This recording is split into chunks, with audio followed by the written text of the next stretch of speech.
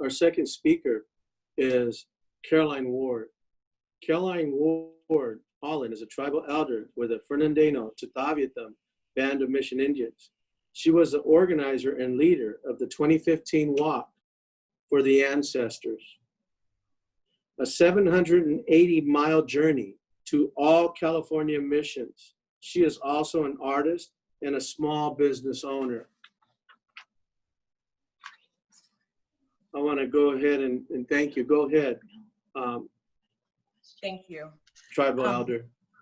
Thank you very much. I am, as you said, a tribal elder with the Fernandino Chutaviatam Band of Mission Indians, and I am currently coming to you live from my homeland in northern Los Angeles County.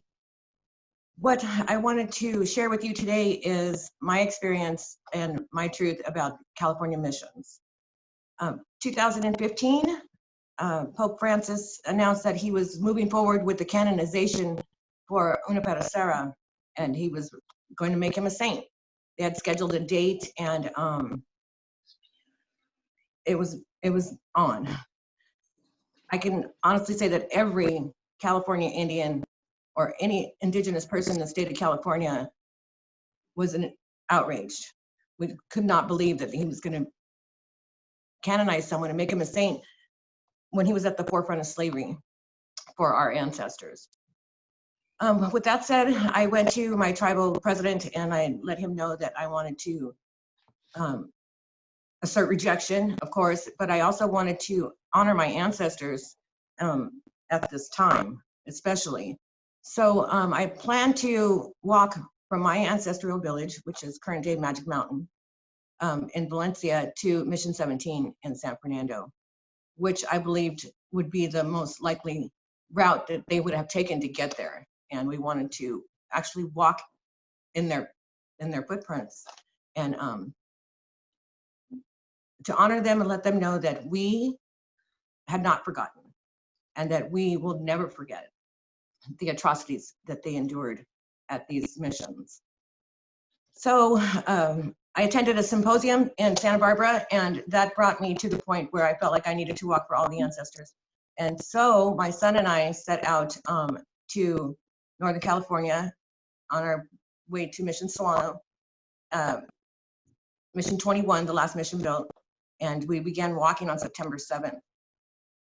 And we walked for 60 days, and we walked 780 miles. But what we saw and heard and actually witnessed through this journey,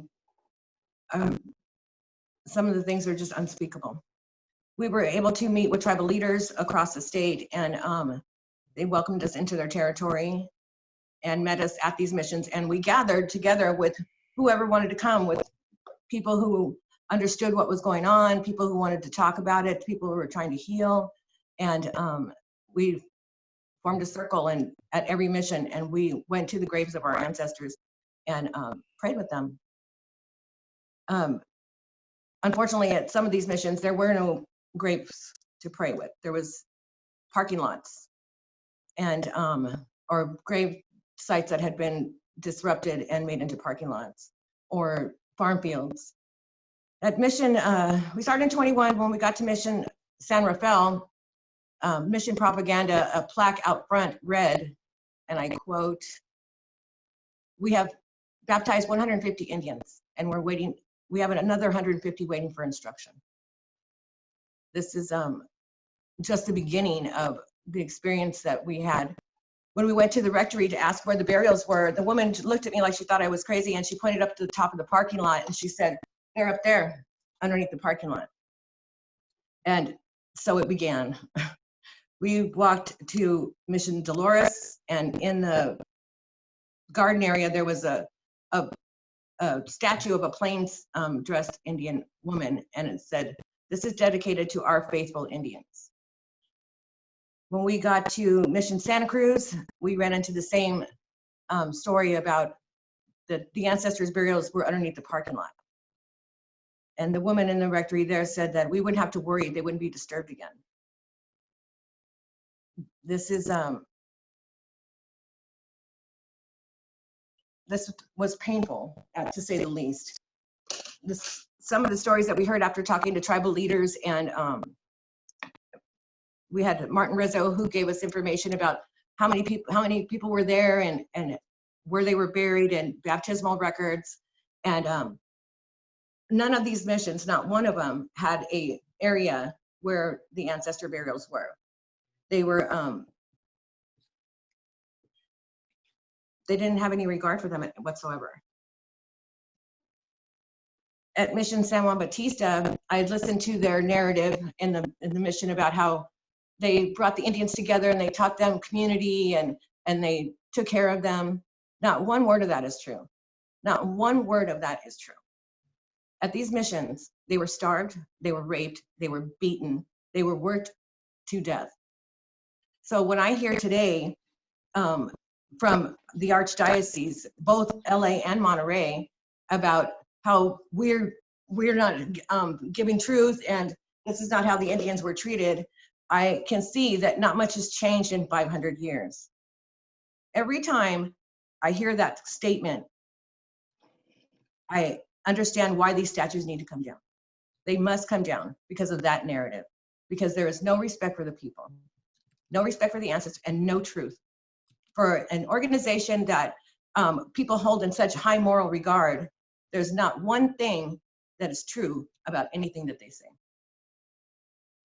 These statues have come down in LA, and it was an direct action where the statue came pulled off of its pedestal. And that was the beginning for me as far as understanding that that truth needs to be exposed. That truth has to be exposed. At Mission 17 in San Fernando, when we got there, the first day, my tribal president said, when the Pope said he was canonizing Sarah and he went through with it, what he was saying from his position down is that we were less than. Because all the cards and letters, all the phone calls, all of the meetings, and all of the collective indigenous efforts to stop this canonization, none of us were even contacted by the Pope. We were not contacted by the church at all. I know that some tribal leaders met with the LA Archdiocese, and basically they said that there was nothing that we could do. At Mission Soledad in Salinan homeland, when we got there, there was bones that covered the ground. And in the gift shop, there was a jar that said, please do not collect the bones. It actually said, please do not collect the bones. They had plowed through the parking lot, plowed through the burials and to build a parking lot. I went back 6 months later, and they had, because we called them on it and we said, this is what is going on there at Mission Soledad. 6 months later, I went back and the new sign said, at the Native Americans' request, please do not collect the bones. This is common practice for all of these. What we soon to learn were concentration camps with a cross. There's no understanding of how people could be treated so badly. There was a quote from Unapeta Serra that read, I do not see by what reason or law that my Indians should not be whipped. He wrote to the King of Spain. He was complaining about Father Lawson, who is the father that actually was based where my homeland is, in 17. He also had quotes, and this is from his diaries, that said, we have two harvests, one of the children's souls who are dying, and one of their farm fields. This is what kind of mindset this person had. And people will say, oh, he's a man of his time. At no time should anyone be subjected to such brutal treatment ever. How he was a saint is beyond me. When we were at Mission 2 in Carmel on the day of the canonization, we could hear the celebrations going on the other side of the church. And we were actually told that we could not go on that side of the church. So the gathering that we had, we stayed in the graveyard. And afterwards, there were people coming up to us and saying, we understand that he should not be a saint. we understand, but we wanted to be here because it's a part of history where that same narrative by the church and by the United States government is still being played out today. Shame on the United States. Shame on Jerry Brown for welcoming the Pope here to conduct his canonization. He went to Washington, D.C. to do the canonization because he wouldn't dare come to California. Why would he canonize someone in Washington, D.C., who was the father of the missions in California? For obvious reasons, because we would have ran him out of town. There's no way that he would have came here. Every mission is the same. Their artwork portrays soldiers with swords and Bibles with their foot on top of the world. This is their intent, to Christianize or Catholicize the whole world at whatever cost. And there's another picture of a soldier with his foot on the chest of a obviously darker person with a sword and a Bible. These are they tell them themselves, Cat Wilder said, they do tell them themselves. At Mission San Miguel, there was a plaque out front that said, "We chose this place because of the abundance of Salinan Indians." And when they ran out of local tribes, they went further east to find it, Yokuts and whoever else that they could bring in there to build their missions. We are told that there's ancestors buried in the walls at these missions. That's San Juan Bautista. Ancestors wrote letters and drew pictures of torture equipment that they used.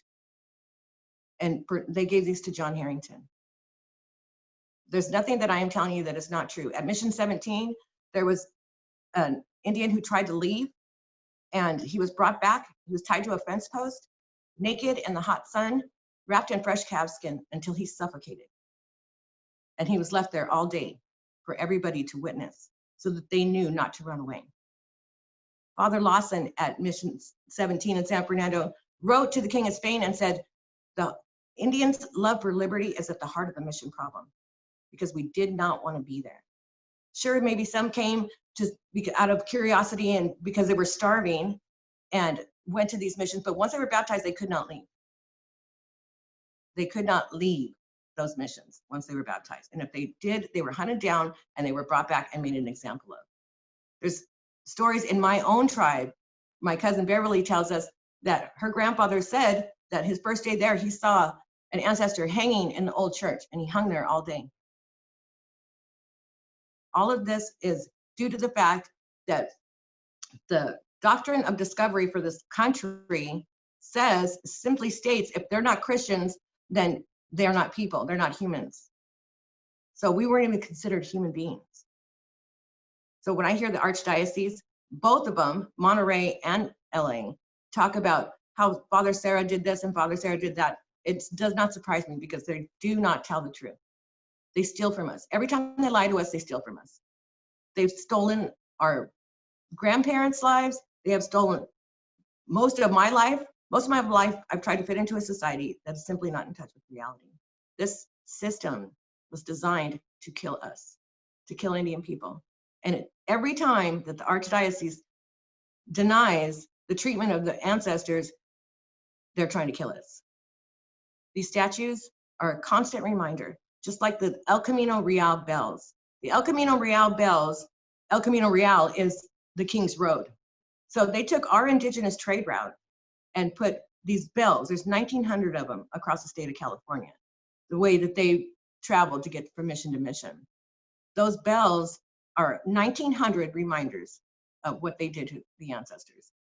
Every time we have a park, a school, or anything that is on city property or belongs to the city that is named after this criminal, Sarah, or any other person who's historical figure that's been rewarded for crimes against humanity are erected anywhere is a direct insult to the indigenous people.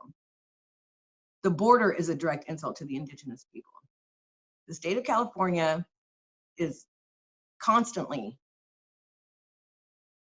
turning their back on indigenous people with the canonization, with this border, with, well, we are a sanctuary, but when they do not know their history, and most people don't know this history, is because the Catholic Church did such a great job at hiding it.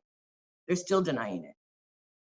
They still have their doors open after molesting children for centuries. This has been going on for centuries. And when that was happening, where were all the people? There was no people standing out in front of these missions saying, this has got to stop. Why? No public officials, no government officials, no police, no child services, nothing. How does this happen? How is this still continuing to happen today? This is a direct form of genocide. These monuments, these plaques telling of how they brought community. We were here for thousands of years before they got here. They would have starved to death if we wouldn't have helped them. This is another colonial lie. And the statues, the ones in my homeland are down. I understand that they may be put back up. If they are put back up, they are going to come down again. They will come down. And it's gotten to this point to where we feel like we need to take them down because of the Catholic Church refusal to acknowledge the treatment of our ancestors, the refusal to acknowledge that their saint was a criminal. The church has committed these crimes around the world. Around the world. Every indigenous community has suffered at the hands of the Catholic Church. At Mission 17, the day after we met there, which was the first time that anybody in our tribe had ever been on the land together singing in 50 years or more. The next morning we went there and there was a padre out front and I asked him if I could talk to him. And he turned around and he looked at me and he said, "You're a liar. You are a liar. Your people were perverse. They were committing human sacrifice and that's why they were brought into the church. The missionaries did a good job, God knows." My understanding is that he was new out of seminary, which is unbelievable because that means that they're still teaching these lies in seminary, still today. They are still teaching their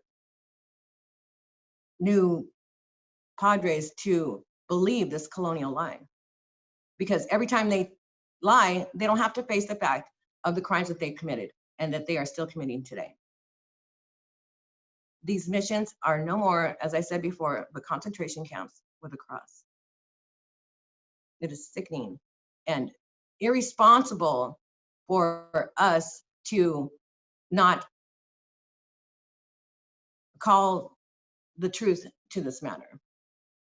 The Archdiocese needs to understand that we know the truth and we're not going anywhere. We're still here. Their intent was to come here and kill us and to have everyone know this romantic mission story. It's a lie. And every time they deny it, they are continuing to steal from us as people. We are not going anywhere. We have not just tribal people, California Indian tribal people, but we have indigenous people from every known Americas, as they call them now, in line, in solidarity with us. And it doesn't take a scholar or a genius to understand what needs to be done. I understand that the city council is discussing where they're going to take these statues. They can't go back up. If they go back up, they're going to come back down. And any other statue that is put up rewarding any person that has a questionable history against crimes against humanity will come down. What are we teaching our children? We are putting a rubber stamp on all of the crimes that this church has committed if we allow this to continue. As long as we are organized and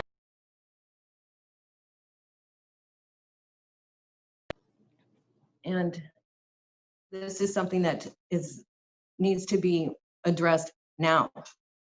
School names, street names. I realize that not every place in California is going to be changed, because then we'd have to change the whole state, because they've claimed everything. Every city, every town, everything is named by the Spanish conquistadors or the King of Spain.